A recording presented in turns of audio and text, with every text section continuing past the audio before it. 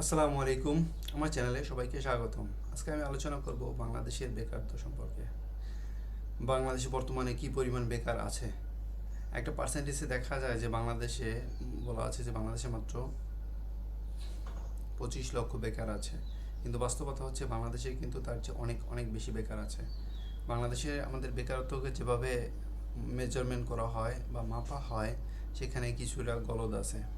সেটা হচ্ছে বলা হয়েছে যে যদি কেউ সপ্তাহে 1 ঘন্টা কাজ করে বা সপ্তাহে যদি কেউ 100 টাকা ইনকাম করে, তাহলে সে বেকার নয়।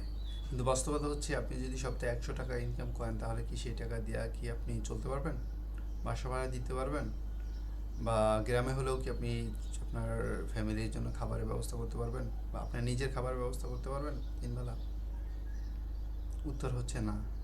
তাহলে আমাদের সমাজে যে মাপকাঠি দেওয়া হয় আসলে বিভিন্ন মন্ত্রণালয় থেকে, যে বাংলাদেশে বেকারত্বের সংখ্যা কত, আসলে কিন্তু বাংলাদেশে বেকারত্বের সংখ্যা অনেক অনেক বেশি। যতটা আমাদের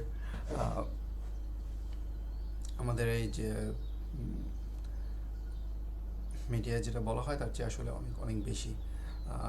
বাংলাদেশে বর্তমানে বেকারত্বের সংখ্যা যেটা ধরা হয় বেসরকারিভাবে, সেটা হলো অলমোস্ট 2 কোটির উপরে। কারণ আপনি যারা 100 টাকা ইনকাম করে তাদেরকে যদি আপনি মানে বেকার না ধরেন, তাহলে তো হবে না। কারণ 100 টাকা দিয়ে বর্তমানে এক বেলার খাবারও হয় না। যদি আপনি হোটেলে খান, যদি নিজে রান্না করে খান, সেক্ষেত্রে হলেও হতে পারে, তাও হবে না, কারণ বাসা ভাড়া আছে, অন্যান্য জিনিস আছে। তো সেক্ষেত্রে আমাদের সমাজে যেটা বলা হয় যে 100 টাকা ইনকাম করলে, যে একটা মাপকাঠি ধরা হয়েছে মন্ত্রণালয় থেকে সরকারি, যে 100 টাকা ইনকাম করলে সে আসলে বেকার নয়। কথাটা আসলে সত্য নয়। কারণ 100 টাকা দিয়ে একটা মানুষের চলা সম্ভব না এক সপ্তাহে। ইভেন একদিনেও তো সে চলতে পারবে না যদি সে বাইরে খায় বা হোটেলে খায়, বা কোনো জায়গায় যে মানে কোনো জায়গায় যদি আপনি যাওয়ার চেষ্টা করেন, তাহলে যে পরিমাণ ভাড়া, বাসের ভাড়া, ট্রেনের ভাড়া, বা আপনার অন্যান্য যানবাহনের যে ভাড়া, রিক্সা সহকারে, আপনি তো ওই টাকা দিয়ে কিছু করতে পারবেন না। তাহলে 100 টাকা ইনকাম করে একটা ছেলে কীভাবে মানে স্বাবলম্বী হয়? আসলে মূলত যারা 100 টাকা ইনকাম করে সপ্তাহে, তাদেরও বেকার ক্যাটাগরিতে পড়ে, 100% বেকার। কারণ ওটা আসলে পকেট খরচ, চা পানি খরচেই চলে যায়। সো আমাদের দেশে বেকারত্বের যে মাপকাঠি, আসলে এটা সঠিক নয়।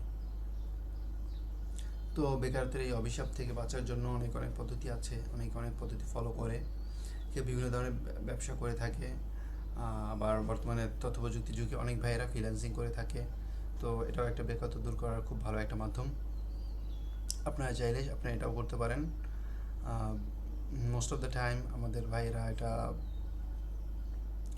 ফ্রিল্যান্সিং সম্পর্কে সমাজে অনেক অনেক মিথ্যা তথ্য ছড়ায়। আর অনেকেই আছে বিভিন্ন বাহতবাজ বা প্রতারক কোর্স সেলারদের কাছে যায়, যারা নিজেরাই পারে না, এরপরে প্রতারিত হয়। তারপর ফ্রিল্যান্সিং সম্পর্কে তাদের মস্তিষ্কে একটা ভ্রান্ত ধারণা তৈরি হয়। আর ফ্রিল্যান্সিং শিখতে হলে কী কী কাজ শেখা লাগে, সেই সম্পর্কে আমি একটা ভিডিও নিয়ে আলোচনা করব।